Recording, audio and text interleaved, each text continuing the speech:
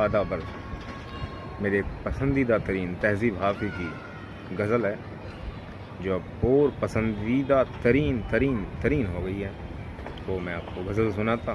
ہر ایک شعر اس کے جواہر ہیں، لیکن جو آخری شعر ہے وہ با کمال ہے. تو تہذیب حافظ کی غزل ہے، میری زبان میں یا میری کیفیت میں، یا جو میں کہنا چاہتا ہوں ان کی قلم سے میری زبان میں. اور بات الٹیمیٹ وہ ہے جو زبان سے پرے ہے، جو میں روح سے کہنا چاہتا ہوں اور روح تک ہی پہنچے گی صرف. تو شعر ہے کہ آئینے آنکھ میں چبھتے تھے، بستر سے بدن کتراتا تھا، ایک یاد بسر کرتی تھی مجھ میں سانس نہیں لے پاتا تھا.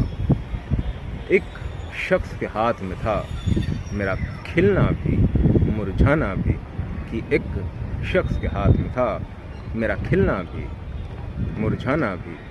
روتا تھا تو رات اجڑ جاتی تھی، ہنستا تھا تو دن بن جاتا تھا. کہ روتا تھا تو رات اجڑ جاتی تھی، ہنستا تھا تو دن بن جاتا تھا.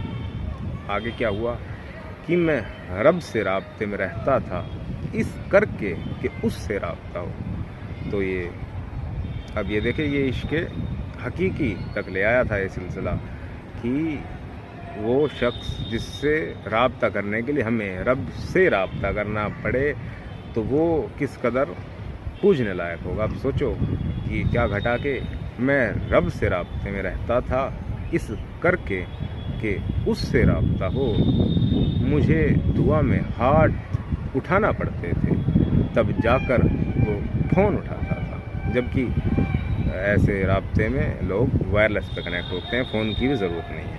آخری جو شعر ہے جہاں تک میں آپ کو لے کے آنا چاہتا تھا وہ یہ تھا کہ مجھے اب بھی یاد ہے اسکول میں جب ان پہ نظر میری پڑتی تھی.